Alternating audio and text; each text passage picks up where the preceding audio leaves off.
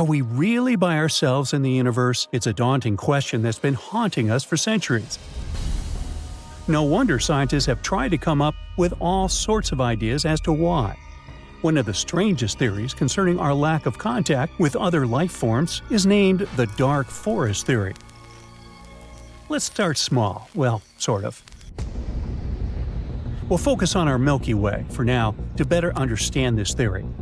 Our cosmic neighborhood is a galactic wonderland, sprinkled with 200 billion twinkling stars and maybe around 100 billion planets. So let's get hypothetical for a moment and say a tiny part of those habitats hosts life. Further, out of those life-bearing planets, a few might have evolved into intelligent beings. Given that, you'd think we'd be knee-deep in weird-looking neighbors, some of whom might be actively trying to find us or might just be out there, waiting to be discovered. Now, let's put a little science into this science fiction scenario. We have something called the Drake equation, which is a kind of universal roll call that estimates how many smart civilizations could pop up in our galaxy. You can think of this equation as the super smart roadmap. By playing around with a few important factors, the equation hints that there should be around 20 civilizations just in our galactic backyard. So why haven't we stumbled upon any yet? This theory isn't an easy task. It's a mixed bag of multiple variables, like the average number of planets per solar system that could potentially host life, or the rate at which stars suitable for intelligent life are formed. A tricky part here is that astronomers have yet to solidify the exact values of these variables, which means our calculations are just approximations for now. But back to the Milky Way, shall we? Feed in our hypothetical assumptions, crunch the numbers, and you get at least 20 civilizations. Yet somehow, our cosmic switchboard remains weirdly silent. How come? This radio silence has its own name too, the Fermi Paradox, named after the guy who first thought, "Hey, where is everybody?" over 50 years ago. Since then, we've had a lot of different theories trying to solve this mystery, all tinkering with different aspects of the Drake equation. Some folks think the appearance of life is a rare event. Others think that getting from bacteria to advanced beings is the tricky part. Yet, some reckon that civilizations might either wipe themselves out after a short lifespan or never even get to invent something they could communicate with. But there's one theory that tops all others in its creepiness: the dark forest theory. According to it, the universe is a huge cosmic version of a haunted forest. And other types of creatures are out there, playing a game of hide and seek. They're intentionally keeping silent. Why? Well, the dark forest theory was best explained in a sci-fi novel, and the rationale goes something like this.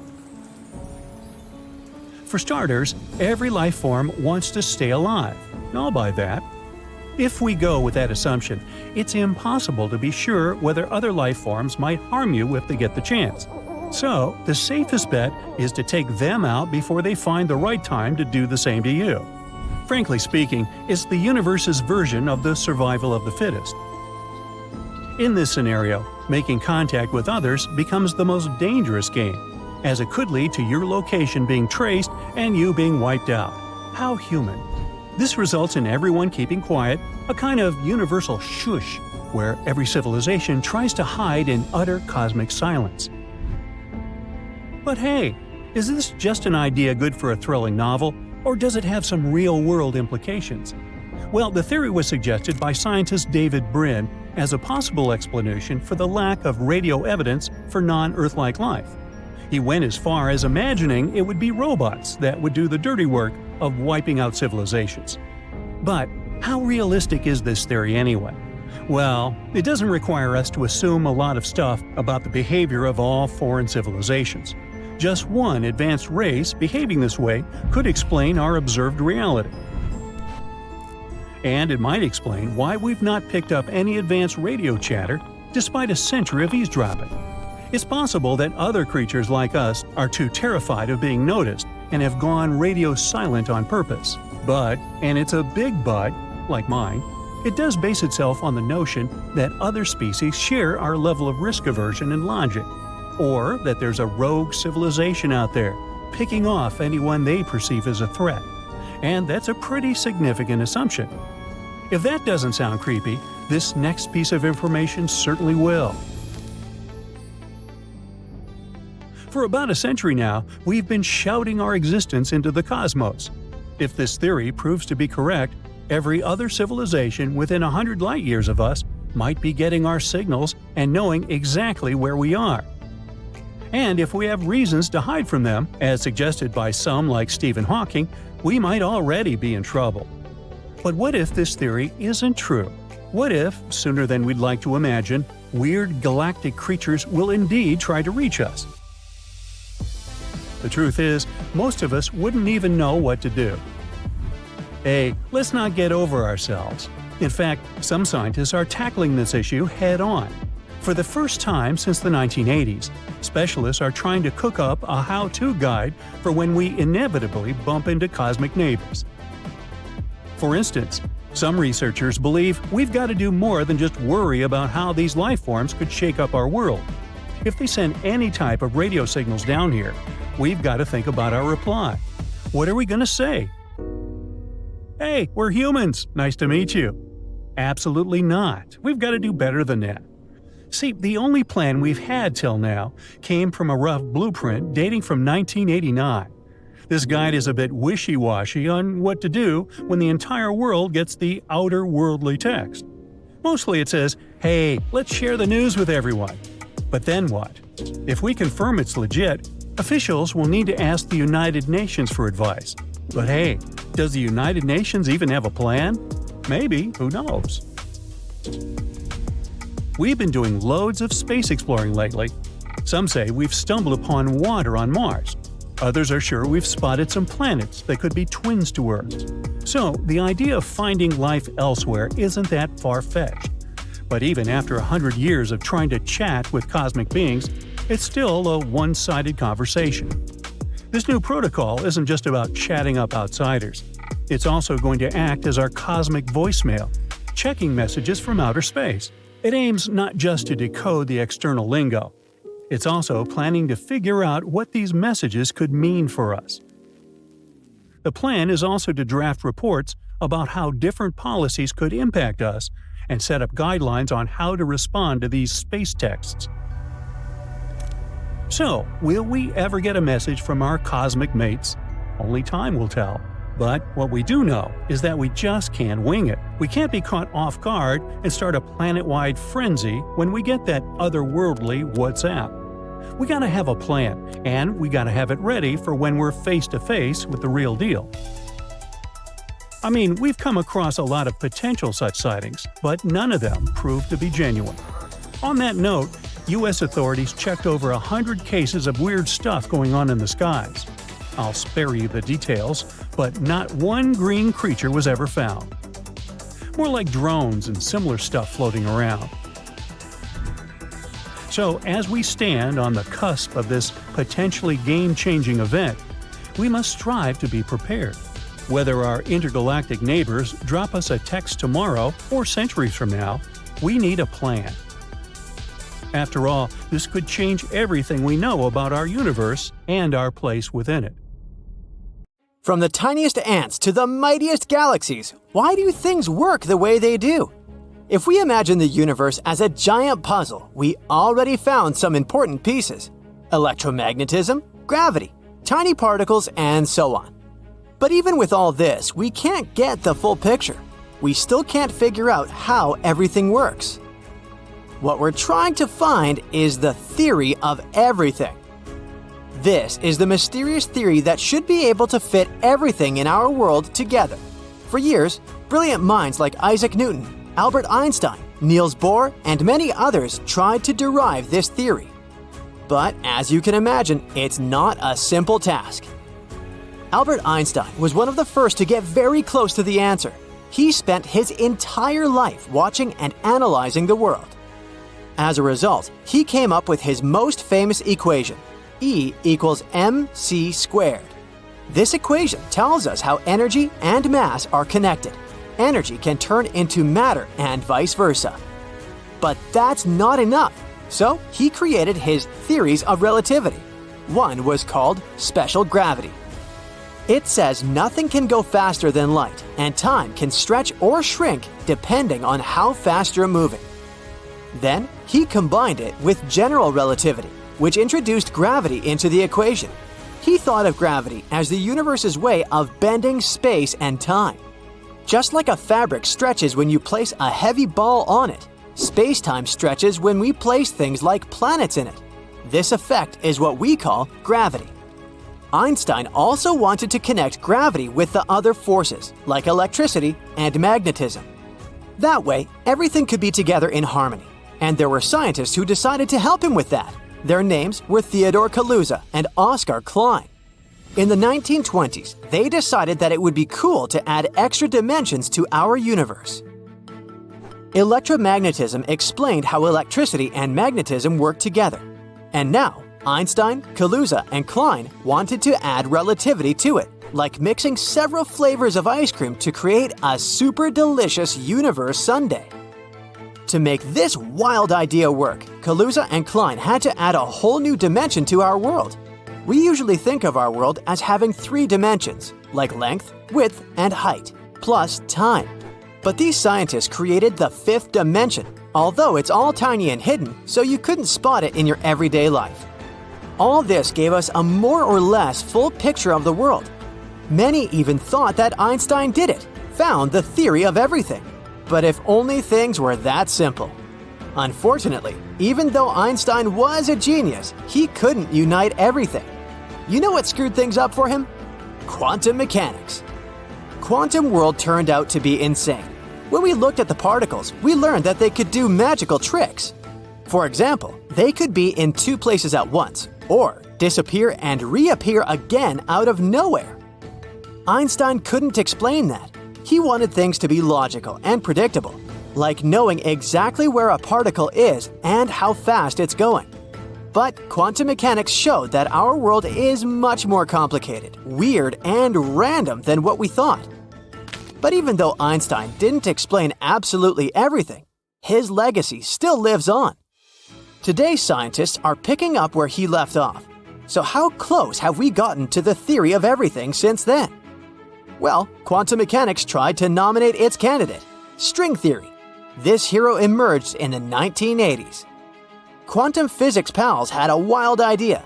What if the tiniest bits of everything in our world weren't particles, but super tiny strings? Yeah, like guitar strings. Almost. They look like little dots to us, which is why we see them as tiny particles. But if we looked at them under the best microscope ever, they would look like little loops. In that case, everything in the universe is made up of these little vibrating strings. Just like different notes on a guitar string make different sounds, these tiny strings can vibrate in different ways. And each way they vibrate creates a different particle. One note might give us a particle we call an electron. Another vibration could be a particle like a photon, and so on. But there is another cool idea that string theory suggests. It suggests that our universe has more than just the usual 3 dimensions we can see, like up, down, left, right, and forward and backwards. What if there are extra hidden dimensions that these strings can wiggle in? And theorists say that they might be up to 10 or even 11 of these dimensions. At first, everyone thought that this was it. This could be the theory of everything. But, just like in the movies, when everyone thinks that they've defeated the villain, more problems pop up. String theory didn't fit the universe's rules discovered by Einstein. This is the last piece of the puzzle they've been trying to find for many years. If string theory supporters figure out how to connect their ideas with Einstein's theories of relativity, they'll finally be able to explain all the things ever. And they made some attempts. String theory began to divide into many branches. For example, it gave rise to the multiverse theory. Alright, we know that all the tiny strings can vibrate and wrap in different ways. There are many ways for each string to vibrate. The combination of their vibrations give many possible results. And there are trillions upon trillions of these strings. And just like one musical note can help to create different harmonics and songs, strings can create different versions of the universe. Each version might represent a universe with its own set of physical laws and properties. You probably heard about the parallel worlds. Well, it's a real scientific concept. The multiverse theory says that our world isn't the only one. There's an infinite number of universes and their number is constantly growing. Let's say you're baking cookies. In one universe, you make chocolate chip cookies. In another universe, you make oatmeal raisin cookies. And yet, in another universe, you make them with peanut butter. Even for such a small decision, there are a lot of parallel worlds. Something like this is very hard to even imagine. And these are only those universes that are similar to ours, where identical copies of us live. Some universes might be completely different. They might have different constants of nature, like the strength of gravity or the speed of light. They might have things that we can't even think about. Of course, this is just another theory. There's still a big debate about it in the world. It's a fascinating idea, but there's no way for us to test it with our current technologies. These universes, even if they exist, are way beyond our reach. One of them is called M theory. It was proposed in the 90s by an awesome scientist, Edward Witten. M theory is like a super advanced version of string theory. Just like in regular string theory, it suggests that everything in the universe is made up of tiny vibrating strings. But M theory says that these strings aren't the only things out there. There are also things called brains, short for membranes. Imagine these brains like sheets or surfaces that exist in higher dimensions. We can't see them, but they can interact with the strings in interesting ways. M theory was basically juggling other theories, trying to solve the problem in everything. It tried to unite every version of string theory into one big idea, and also combine all this with Einstein's ideas somehow. It also high-fived Stephen Hawking's ideas about black holes along the way. But even with M theory, we're not at the finish line. No matter how hard we try, we still can't explain absolutely everything. The biggest problem is trying to unite relativity with quantum mechanics. So far, no one could do this. These were our attempts to come up with a theory of everything so far. Will we be able to derive it one day? Who knows? There are many tricky pieces still missing, but we keep learning and creating new tools to explore our world. And maybe one day, we'll finally find out the answer.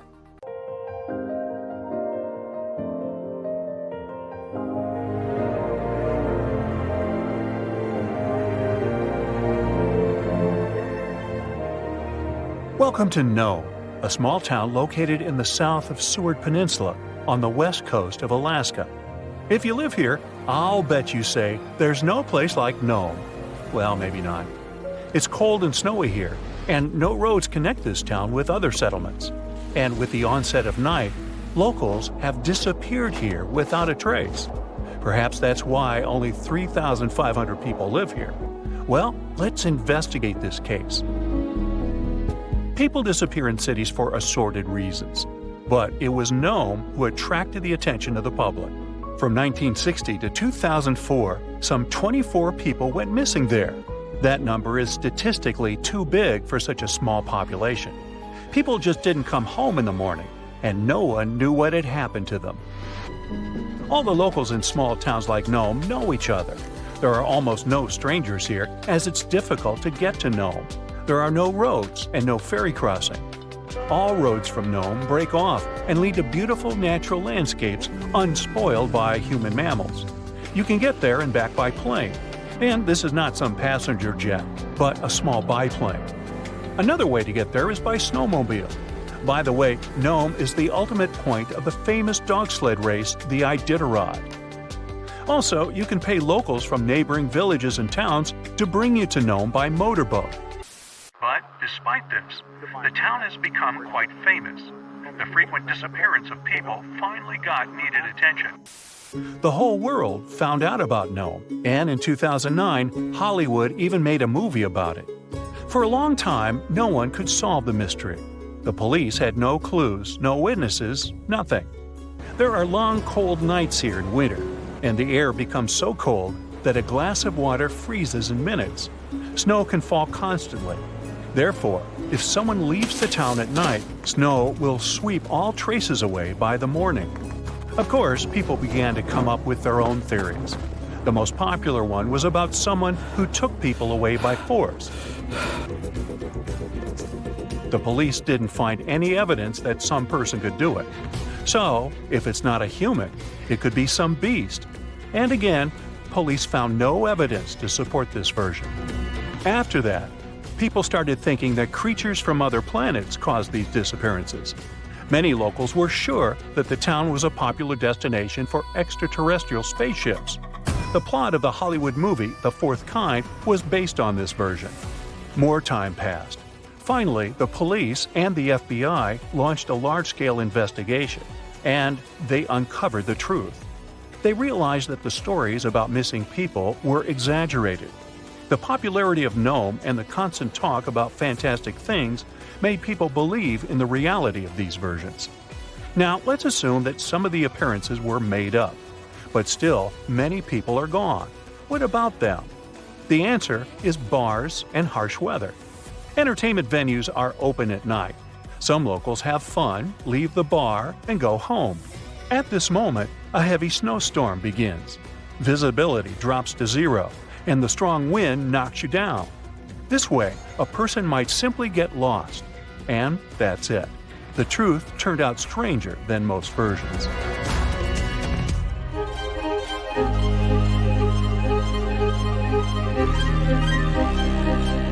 The Bermuda Triangle is a big area in the Atlantic Ocean, so the disappearance of ships and planes there seems not so surprising. But it's much creepier when it happens on a lake. Let's visit the Lake Michigan Triangle. It's located between Michigan and Wisconsin. For a couple of centuries, terrible things have been happening here. People put the same legends around this place as around the Bermuda Triangle. They reported unexplained phenomena and saw flying objects above the lake's surface. Some believe that the triangle is a time portal. Of course, no theories have been confirmed, but strange cases have occurred on the triangle territory. One happened in 1950, when a Northwest Airlines plane with 108 passengers disappeared without a trace during a flight over the lake. Police officers saw a red light over the lake 2 hours after the plane's last communication. The aircraft probably crashed, but rescuers didn't find any passengers or wreckage. All that's left was just an oil stain on the water. Many ships and boats disappeared there, but one of the strangest cases occurred on April 28, 1937. It was midnight. One ship was sailing through this lake. Captain George Donner went to sleep in his cabin after a hard day's work. 3 hours later, the vessel was approaching the port. One of the crew members went to the captain's cabin to wake him up.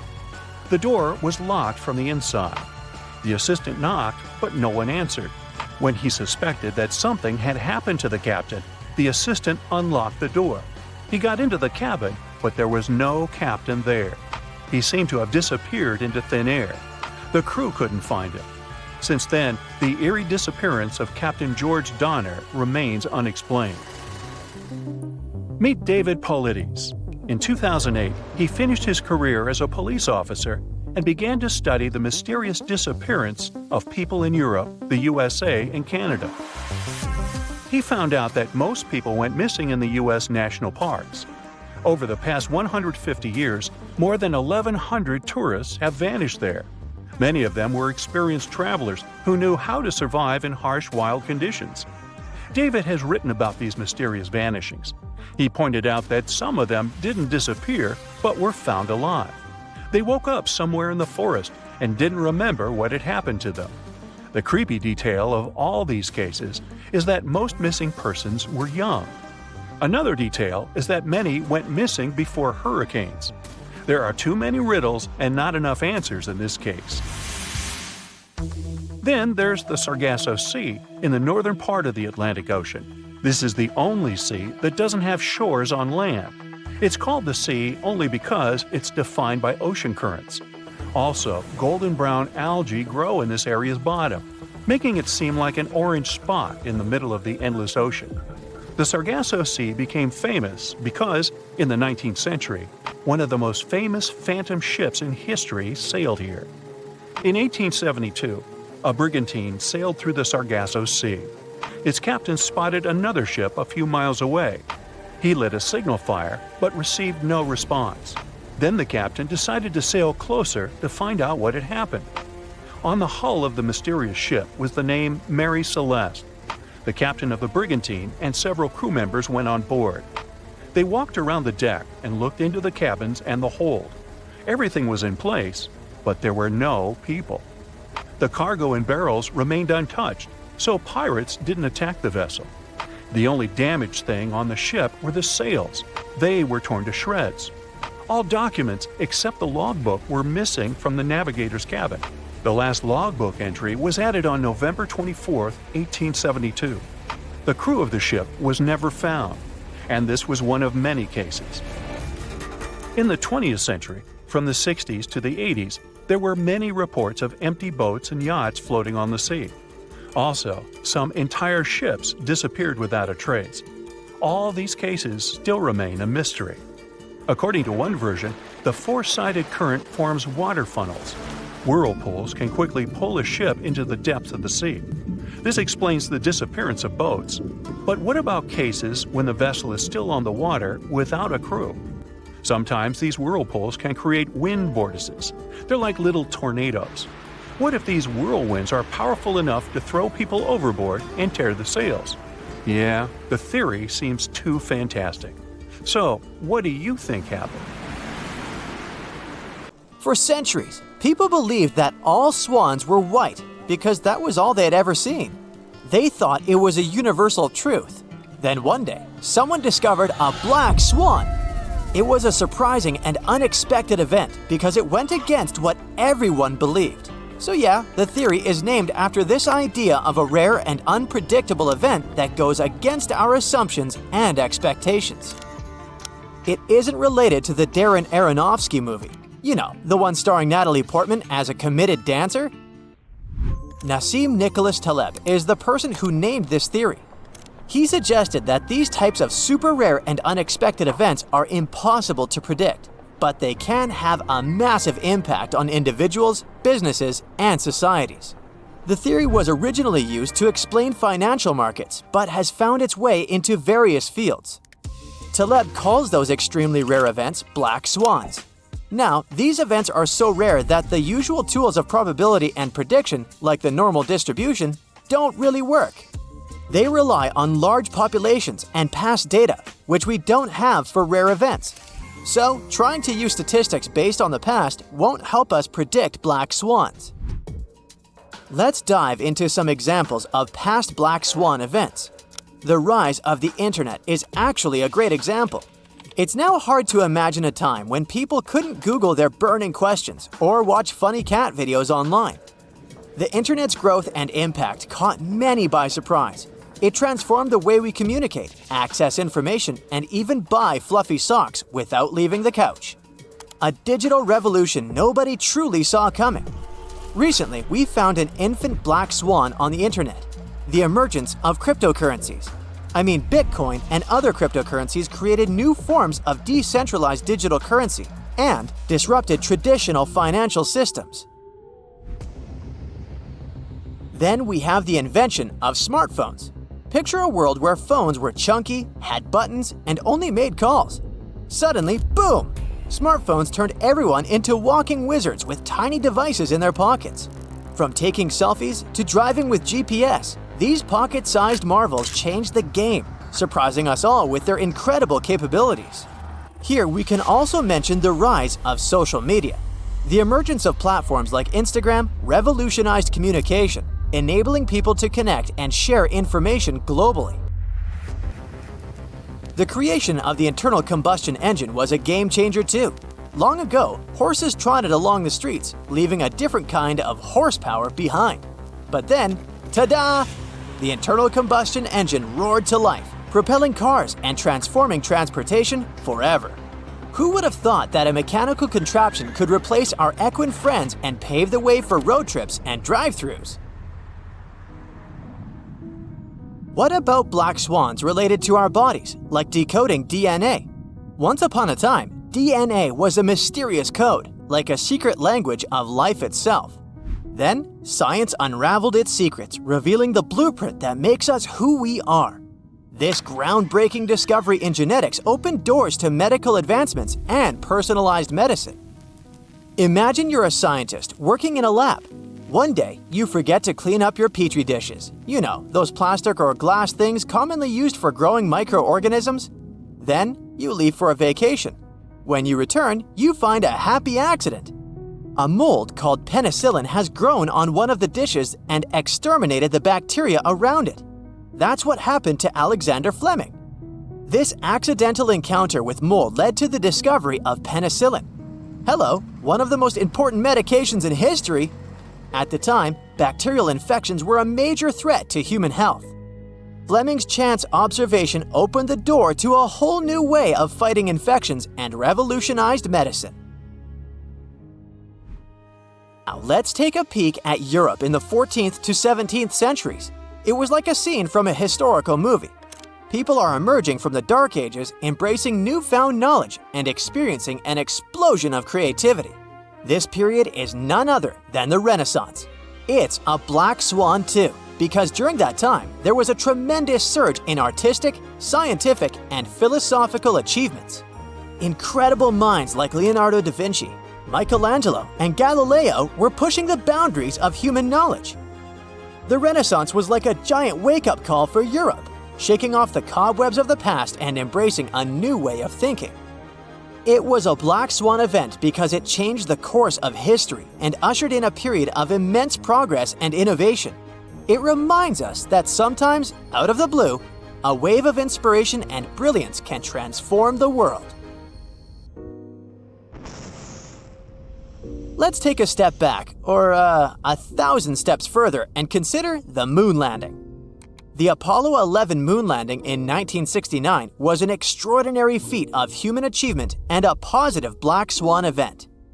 It showed humanity's potential for exploration and scientific advancement, inspiring generations and pushing the boundaries of what was deemed possible.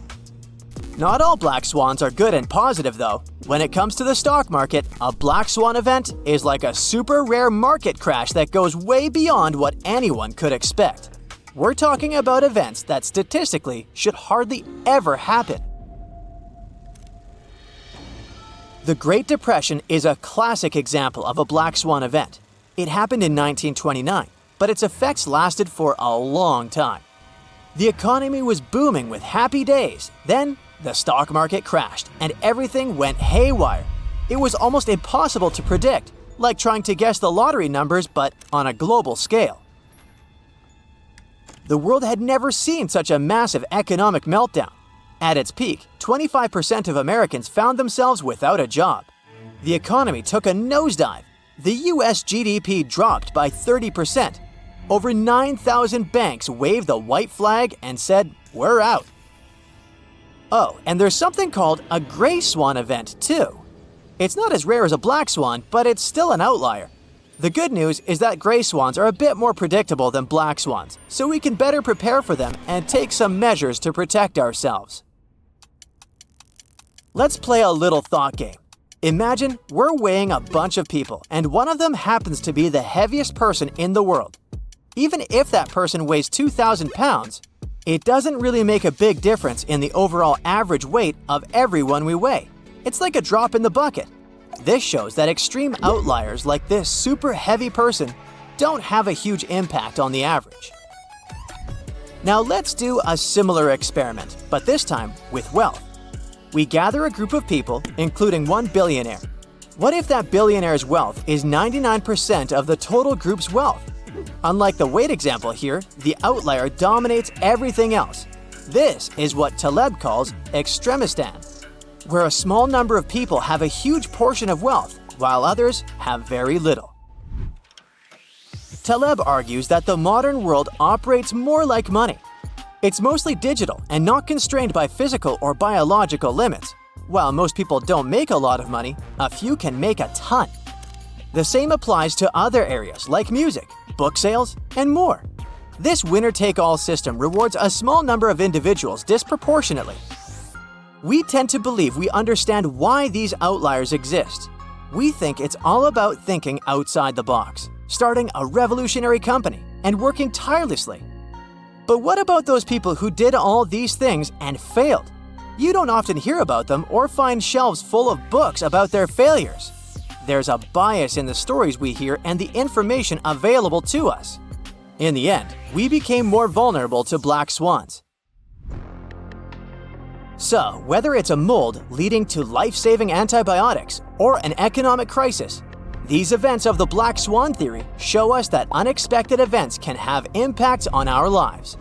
By the way, the odds of being born are 1 in 400 trillion. For all we know and don't know, being born is an unimaginably improbable event that nobody could have truly foreseen. So if you're alive, in a sense, you're a black swan too.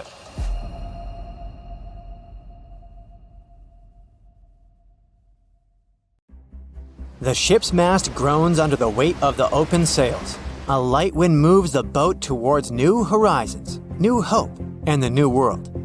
When Columbus discovered America, the world changed forever. At the end of the 15th century, European colonization of unknown inviting land, storing precious treasures, unexplored secrets, and great danger began. Some of you know how difficult it is to build a camp for several people on an expedition. You spend a lot of time setting up tents, making bonfires, gathering firewood, and cooking. Now imagine how difficult it is to create a large colony and build a city. And what about the country? You have no connection to the continent, the internet, or modern technology. You obtain food supplies and building materials on the island through hard work or wait for several months until a large ship reaches you. And there's no guarantee that it will come.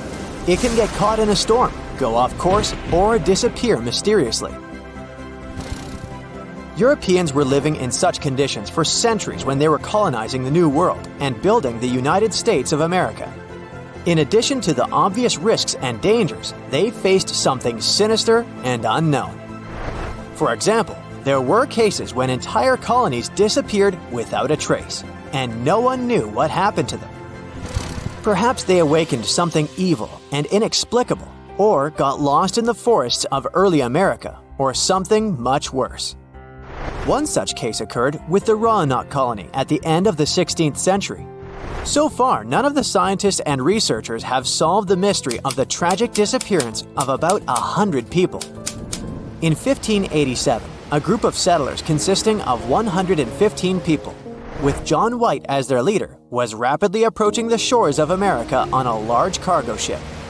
John stared forward confidently. He was determined to establish a new territory for his country and build a house for his family. Besides experienced sailors, travelers, and builders on board the ship, there was John White's wife and his daughter with her husband. They all sailed to an island called Roanoke. This piece of land was a fort and, in the future, would be the beginning of modern North Carolina. However, John White didn't know yet at what price it would be done. The group leader was confident in his abilities because this was not the first attempt to establish a colony there. The first 2 times the British tried to build a fort post on the island ended with a series of failures. A lack of food supplies and other problems prevented colonization. But not everything was so bad. The previous settlers learned that there were precious metals somewhere on the island, and anyone who found them would become wealthy. Everything was supposed to work out this time. John White was sure of it and was prepared for the new attempt. So at last, the ship docked to the shore. The whole crew got to the ground. Everyone was excited about new opportunities on the new land, so they quickly started building a new home. John White supervised the construction, explored the island, and established contacts with the natives. The settlers spent every day working hard, building houses, making fires, and cooking food. And despite the difficult conditions, the team settled in, and John White's daughter gave birth to a daughter. However, soon, the standards of living began to deteriorate. Cold weather was approaching, and the supplies of food and building materials were quickly running out. Remembering the experience of the previous settlers, John White decided not to bring the situation to a critical point, so he went to England to get provisions in advance. He calculated that he could return before people ran out of supplies, so he left his wife, daughter, and granddaughter in Roanoke. He set off on a month-long journey back to England with a small team. Always keeping in mind that his family was waiting for him on the island, he came to the residence of Queen Elizabeth I immediately upon arrival to ask for a new cargo of food. However, while he was sailing to England, some events happened that interfered with his plans. His country came into conflict with Spain. The Queen ordered the return of all ships sailing for the New World. She decided to gather a fleet to fight the opponent. The shipment of provisions to the island where John White's family lived was cancelled. It's not known how the group leader reacted to these events, but he probably went crazy because of his inability to fix anything. Using all his connections and influence, John White managed to get a ship with provisions. However, it happened only 3 years after his return to England. He understood that the settler supplies had most likely run out by this time, and he had no idea what had happened to his family. With a new team, he quickly set off for the New World. A few months later, he saw the familiar outlines of the shore. The closer the ship got to the land, the more John White's excitement grew. He looked through a spyglass, but saw no signs of life on the island. When he came ashore, he immediately ran towards the settlement. He found houses they had built together destroyed. All trunks were looted. There was an ominous silence, and no people. The colony seemed to have disappeared. John White realized something bad had happened to his people and his family. Perhaps they went somewhere in search of food supplies, or maybe someone or something made them run away. England started several investigations to find out what had happened, but didn't get any answers. The only clue John White found was the word Croatoan scratched into a wooden post. For centuries, historians have been trying to unravel the disappearance of the colony. They put forward different versions. Some believed that the local tribes had attacked the colony, and others thought the settlers had gone inland in search of food and had just gotten lost. There was also a version that local tribes had put a curse on people and they had faced some phantom sinister force. However, the first version seemed the most realistic because Croatoan meant the name of the island where the tribes lived. Perhaps they waited until John White left the settlement and attacked the British. Of course, this version was also tested. People visited the island but found no traces of settlers there, and locals said they hadn't seen the disappeared colony. According to another version, the settlers tried to return to England after waiting for John White for some time. They were unsure whether the leader would come back, so they decided not to wait for the supplies to finish and went to England on the ships of other settlers sailing there. Who knows, maybe they got into a storm and disappeared at sea. Perhaps they met Spaniards with whom the British had a conflict. But all these are guesses that have no evidence. We would have never known what happened to the Roanoke colony if, in 2012, Elizabethan-era researchers hadn't discovered the mark of an unknown fort drawn in invisible ink on John White's map. That place was only 50 miles from Roanoke. After discovering the new clue, archaeologists traveled to North Carolina to find the secret fort. They arrived at the place and found many fragments of English pottery lying on the ground. Among them, there were pots and jars for storing and cooking food.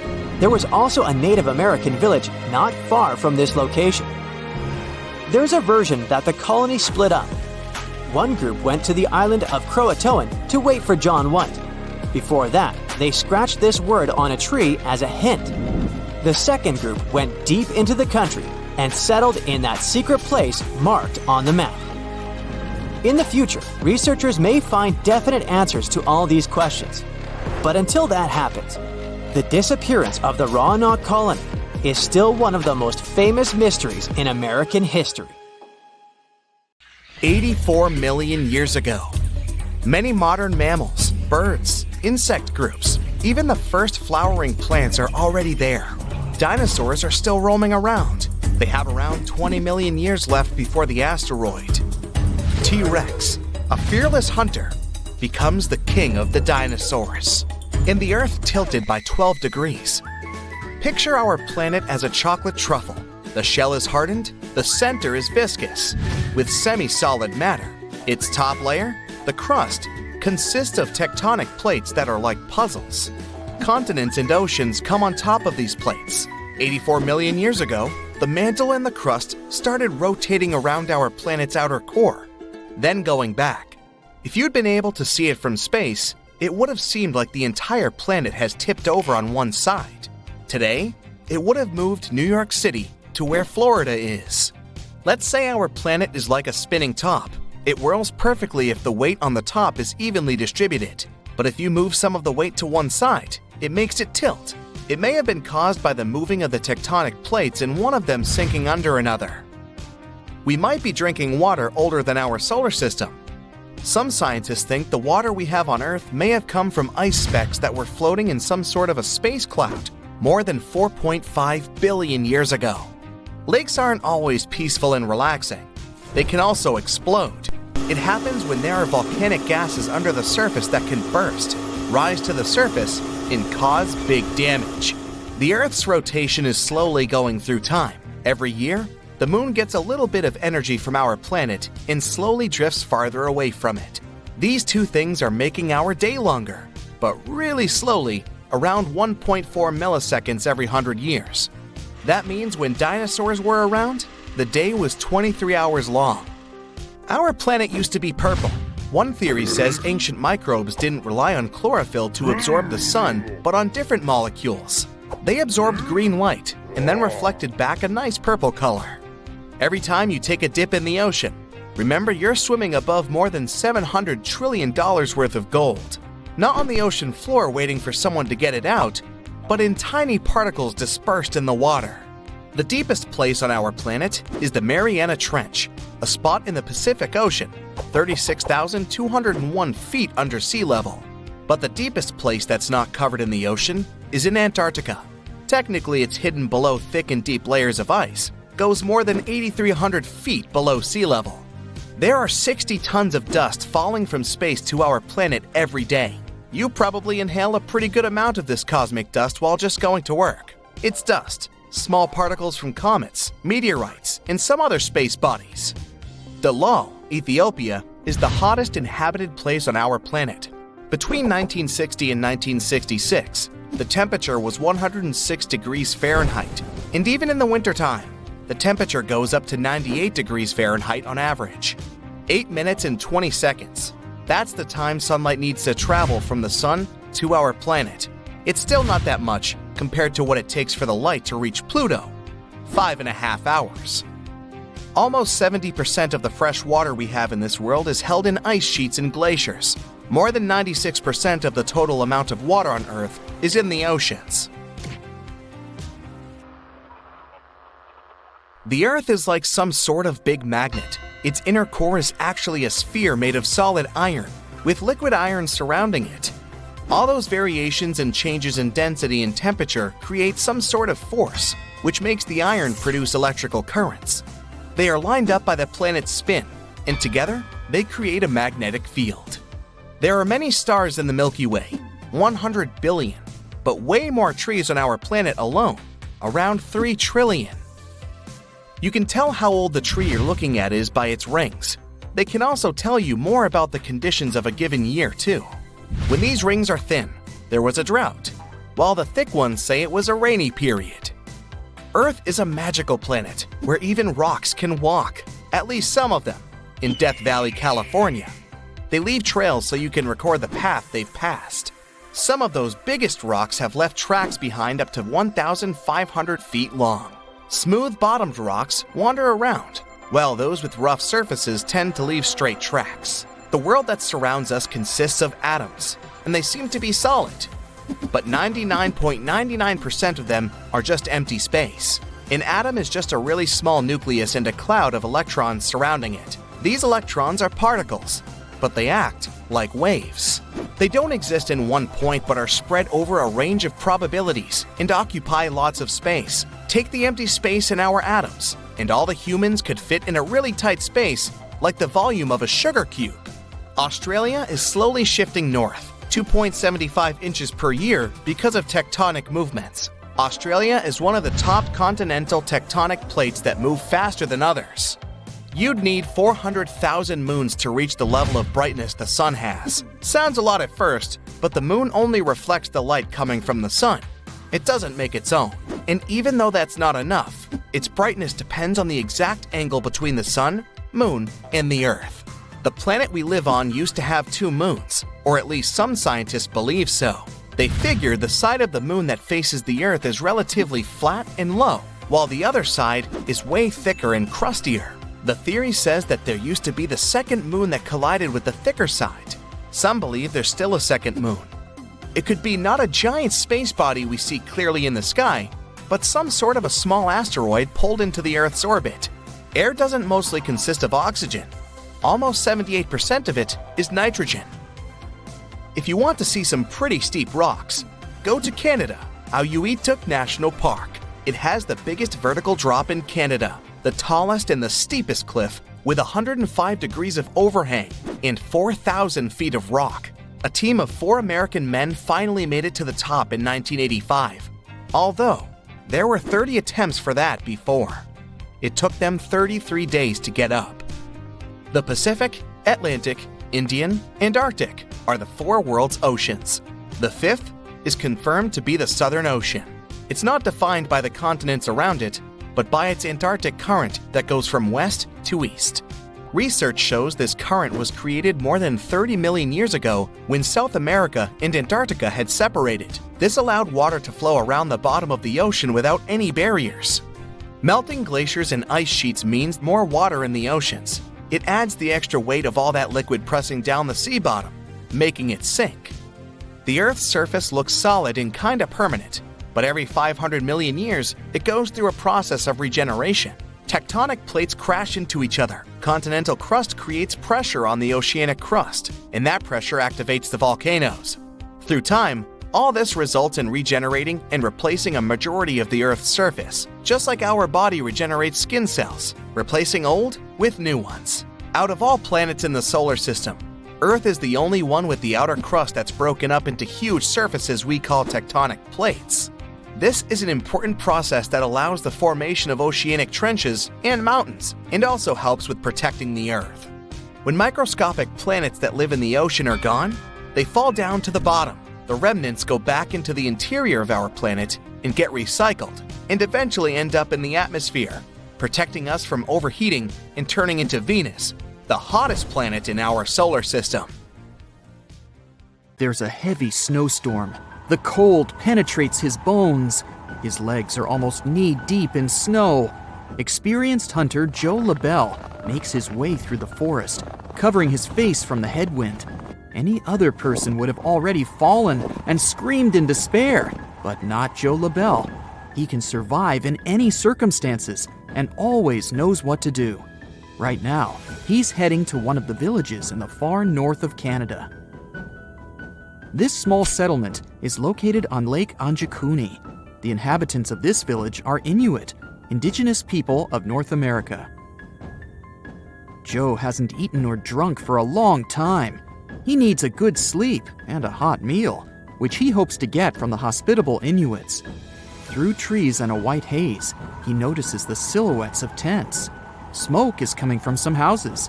Joe will probably get there in time for lunch. He reaches the village, and at this moment, the wind calms down. The blizzard has ended. The hunter speeds up and goes toward the village, located along the frozen lake. It's strange, but there are no locals anywhere. Probably everyone is just sitting in their houses, waiting out the blizzard. "Hello!" Joe says loudly, but gets no response. Oh, great! Smoke is coming out of this tent. Joe knocks on the wall, but no one opens it. He knocks a few more times and goes inside. The little tent is empty. All things are in their places.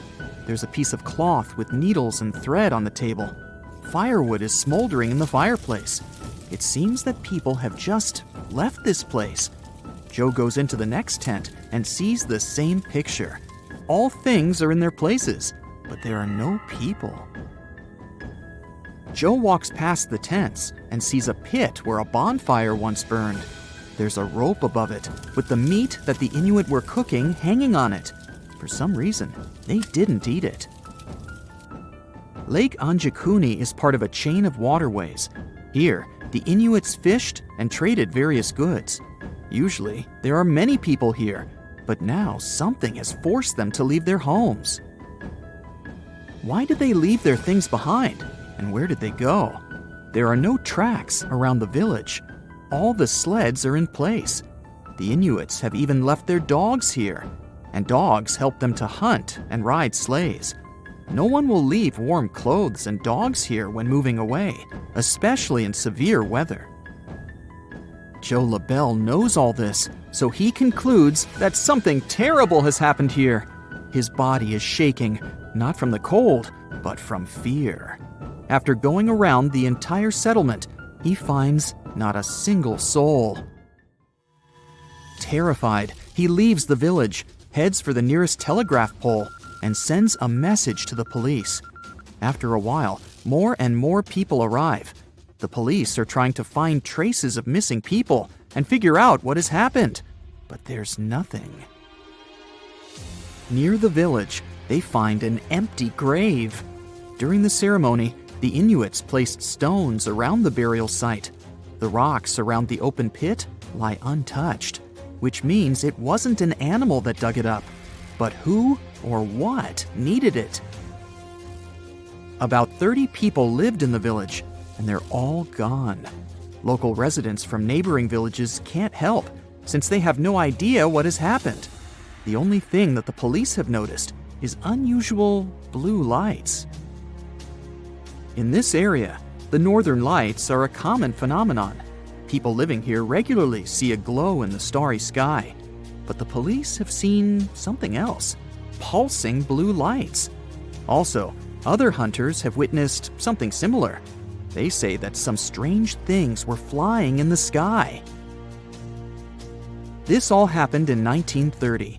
It's been almost 90 years since the disappearance of the village, and people have created a bunch of theories. The most popular of them is an attack of an extraterrestrial civilization. According to this theory, the blue lights in the sky that the locals and the police saw were spaceships. Some believe that one ominous night, these ships flew to the settlement and took away all the people. In addition to these sci-fi versions, there were also more realistic ones. Internet users have found out that Joe LaBelle didn't have a hunting license. Maybe he wasn't a professional and made it all up. But at that time, many hunters didn't have a license, so Joe's words may be true. But if we try to find out where all this information came from, we'll see that the primary sources were books and some newspaper articles from the 30s. But none of them can confirm that the mysterious story of Lake Anjakuni is true. Perhaps this entire story was made up.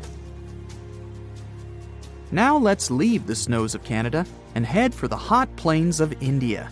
In this big country, there's one sinister village where people also disappeared without a trace. This happened in the first half of the 19th century. Still, locals avoid this place even now because they believe that invisible evil forces live there. Let's check and find out what happened to the village of Kuldara. It's located in the district of Rajasthan. To get there, you can use a taxi to get to the nearest village or city. The village is located far from other settlements. It looks deserted. There are only ruins. It looks like archaeologists have recently dug this place out of the ground and left it here. But this is not an ancient city. The village was abandoned more than 200 years ago. But up to that point, this place had been thriving. Kuldara was a large village. Local people were mostly farmers. They sold their agricultural products. And then, one night, everything changed. People abandoned their homes and stuff and ran away from there. No one knows why they did it, and no one knows where they went. Nobody has ever seen the inhabitants of Kuldara again. Apart from tourists, almost no one comes here. The locals are sure that the village is cursed and is the center of paranormal activity. If you ask residents of other nearby towns or read the information on the internet, you'll learn a couple of legends about this place. One popular version says that people left this village because of a lack of water. However, this version doesn't explain why the residents did it overnight and left their things behind. According to another version, the villagers ran away to save the daughter of the Kuldara chief. One local ruler fell in love with her and wanted to marry her. He threatened the locals with grave consequences if the girl rejected him. The ruler gave them 1 day to make a decision. The residents disagreed with such a requirement. As a sign of solidarity, they decided to leave the village together with the chief and his daughter. But if this is true, why did no one else see these people? They must have escaped to another settlement. In addition, they needed their things on the way there.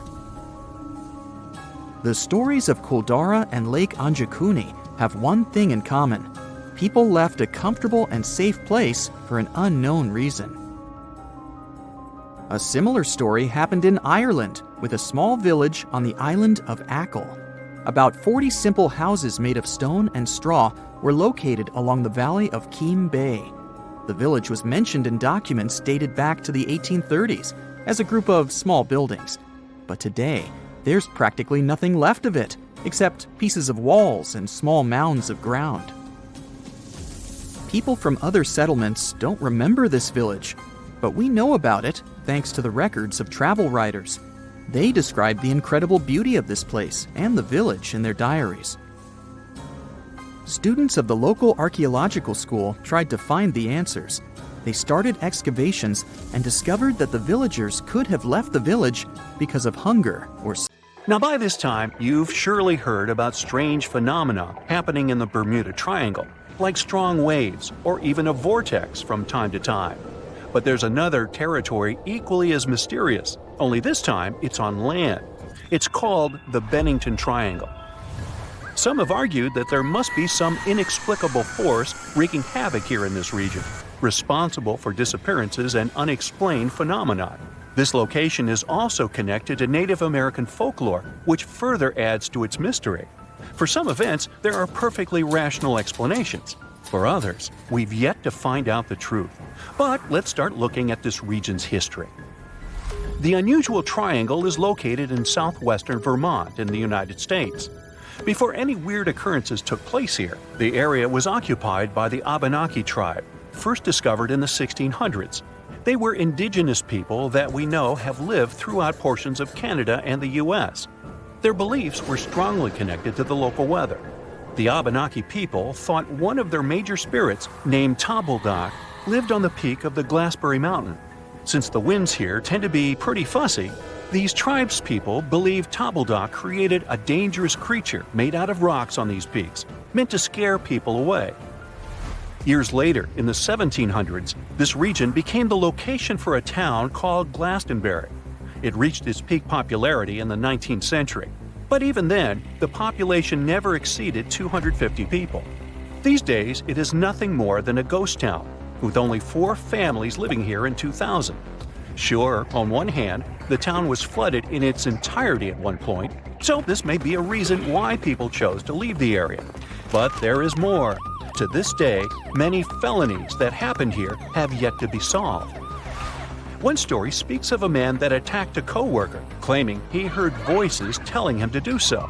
Another one tells the story of a man that eventually lost his life after going hunting, despite no one being around him at the time, not even wildlife. Then there's the legend of a local wild man who was known to scare people in the towns of Bennington and Glastonbury. Nobody knew who he was or where he came from. He just appeared every once in a while, dressed in a black coat, terrorizing people using various devices, and then retreated to the forest. Today, the Bennington Triangle is mostly known for 6 unusual disappearances. They all happened between the years 1945 and 1950, soon after the town of Glastonbury was removed from official records by the state of Vermont. The first disappearance was that of Carl Herrick. He was out hunting with his cousin near Glastonbury Mountain. He was never found by local rescuers. Then there was another reported disappearance, that of an experienced hunter and hiker named Middle Rivers. Local authorities have no idea to this day what might have happened in this case. A college student named Paula Weldon soon had the same fate. Probably the most famous disappearance is that of James Tedford. He was last seen on a bus full of people. Witnesses from that day don't even remember him exiting the vehicle. Paul Jepson is also known to have vanished from this area. He was working on his family farm when he disappeared without a trace. His relatives recounted him telling them he was headed to Glassberry Mountain Forest before it happened. Ooh, spooky. Is there any connection between these events? Locals believe so, and weirdly enough, it has to do with the color red.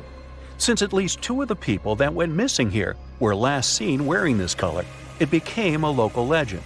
People traveling through this area avoid wearing red to this day, in hopes they avoid whatever creature or natural phenomena might be targeting this color.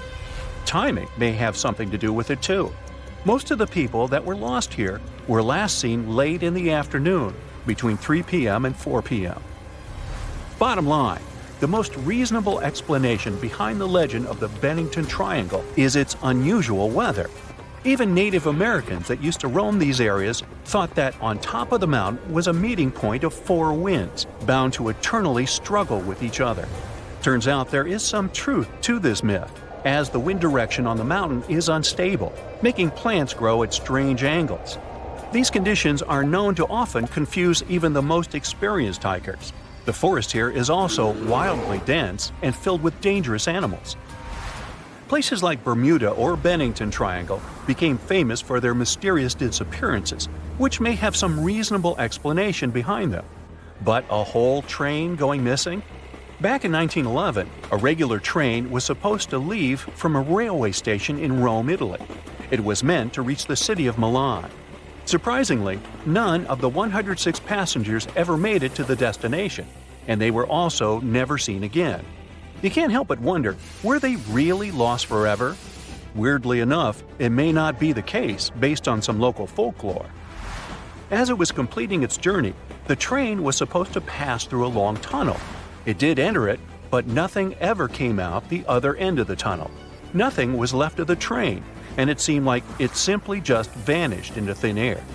Out of all the people on board, a mere 2 were found, but they were quite unwell at the time they were discovered. Also, the story they told did not seem to make much sense. They remembered a dense fog that took over the entirety of the train. To escape, they jumped out of the windows because they got so scared.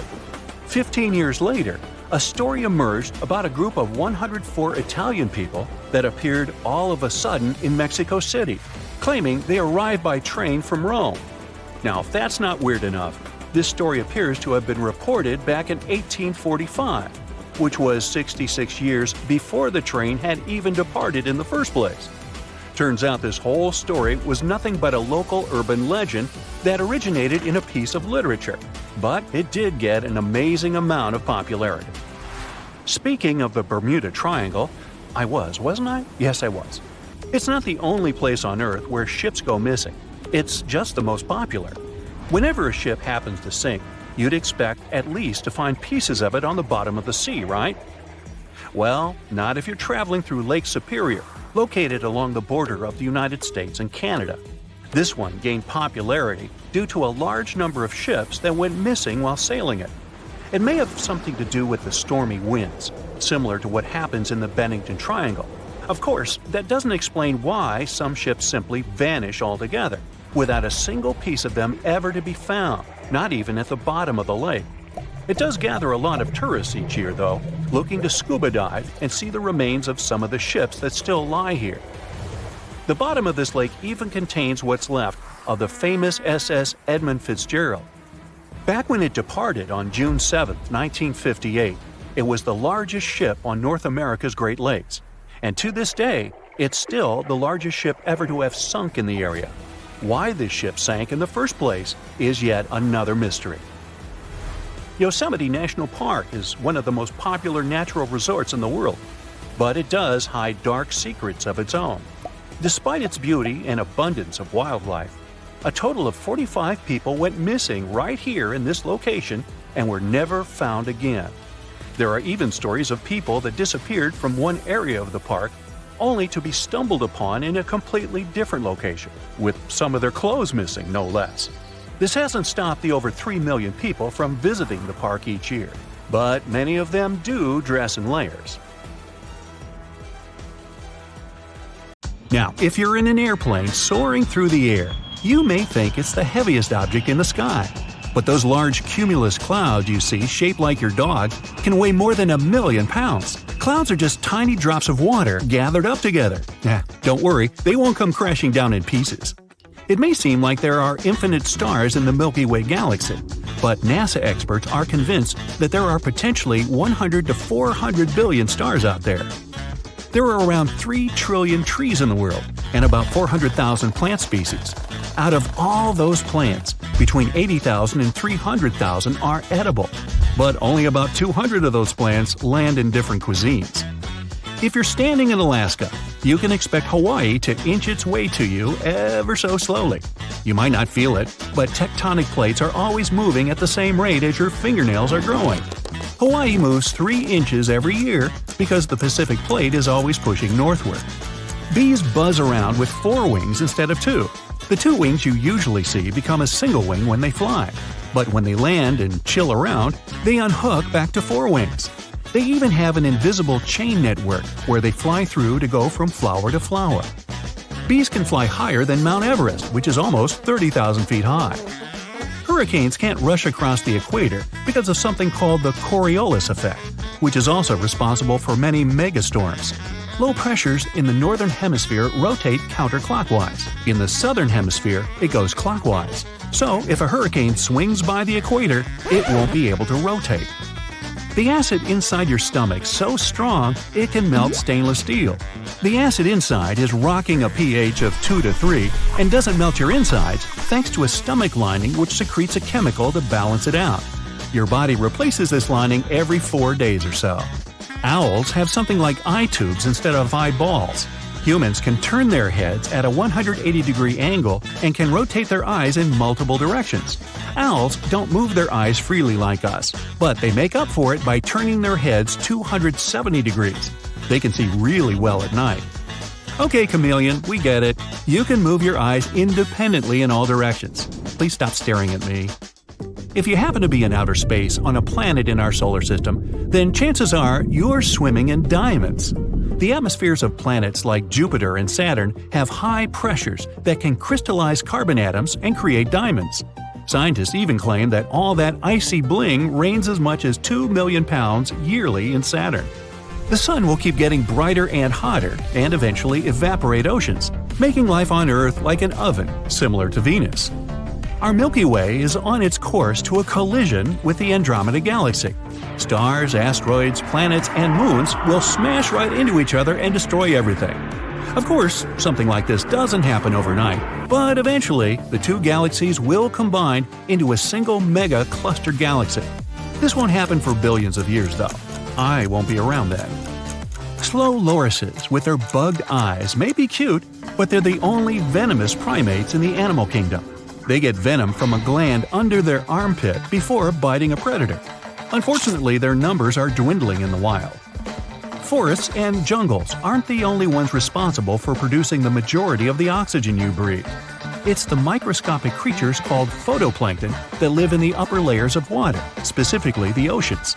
Like plants, they also use photosynthesis to turn sunlight into oxygen. There are so many of them that they contribute 50 to 85% of all the oxygen. Pluto was discovered in 1930, and until now hasn't even made a full rotation around the Sun. It takes Pluto 248 years to make a full orbit, which means Pluto will celebrate with fireworks and countdowns in the year 2178. There have been instances where snow was covering the sandy landscapes of the Sahara Desert, and it isn't even the largest desert on Earth. The winner in that category goes to the Antarctic polar desert. Instead of sand, it's made of frozen water. Even the Sahara receives more rainfall than the Antarctic desert. In 1933, the double eagle was a coin valued at $20. Only a few of these were released, but the trend never picked up, and so the coin was reclaimed. Some were kept, but most were destroyed. In 2002, someone bought one of these coins at an auction for $7.5 million, making it the most expensive coin ever sold at an auction. Kangaroos have a spring-like action on their legs, which makes them hop around. But it's impossible for them to do so without their tails, that act as a counterweight. These hoppers can bounce at a speed of around 15 miles per hour, and kangaroos can't hop backwards. Your favorite summer snack was invented by accident by an 11-year-old boy in 1905. Frank Epperson accidentally left soda powder and water with a wooden stick overnight and got frozen stiff. He called it the Ep cycle at first, but popsicle stuck around, and now they come in many awesome flavors. The biggest animal on Earth weighs as much as 33 elephants. Its tongue alone can be as heavy as one of those elephants. A blue whale's heart can weigh as much as a small car and needs to beat every 10 seconds. 3 big blue whales stacked head to fin are about the length of the Statue of Liberty. A human can even swim through their large veins with ease. The nano chameleon is the tiniest reptile to be discovered. In January 2021, scientists went on an expedition in northern Madagascar rainforests and found this little critter.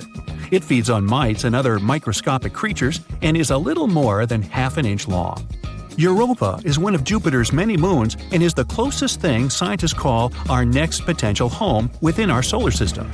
The surface is covered in ice, but it's believed there's an ocean underneath that could be teeming with microscopic living beings.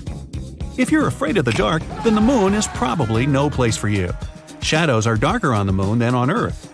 On our blue planet, the atmosphere is able to scatter more sunlight, unlike on the moon. The people of ancient Greece and Rome used sticky spider webs as natural bandages for patients. The webbings have built-in natural chemicals that help with healing. Spider webs are so strong that 2 inches of wrapped spiderweb material can stop a plane when at landing speed. A study shows that tree shrews have a mutation in their system that makes them less sensitive to spices. They're the only known mammal, other than humans, to enjoy the flavors of mouth-burning chili foods. They did an experiment with a bunch of other mammals and found out that while the mammals avoided the spicy food, the tree shrews gobbled it down without thinking. Dolphins are one of the smartest creatures in the world, partly because they can sleep while being awake. When sleeping in the wild, their brains have to be partially on guard for any predators lurking in the water. When the heat rises in a fire, the air around it rushes to replace it, causing a spinning column to form. And that's how fire tornadoes or fire whirls are born. Octopuses may be rare to spot since they camouflage themselves so well, but they can lay more than 55,000 eggs. The mother will spend the next 6 months taking care of them, and once they hatch, they can be the size of a single rice grain. Next time you're cuddling with your cat, check out their back paws and count how many toes they have. There are 5 toes on each of their forepaws, but only 4 on their hindpaws. Scientists believe it helps them run faster or escape after plotting against you. Chow chows and some other dog breeds have bluish-purple tongues. Giraffes also have tongues of a similar color, except theirs are around 20 inches long. They use them for grabbing leaves from high branches. Next time you visit the Eiffel Tower, take a picture in the summer and the winter. If you have super bionic eyesight, then you'll notice that in the summer, the higher temperatures can make the tower grow by 6 inches. Hey, any view of the Eiffel is an eyeful.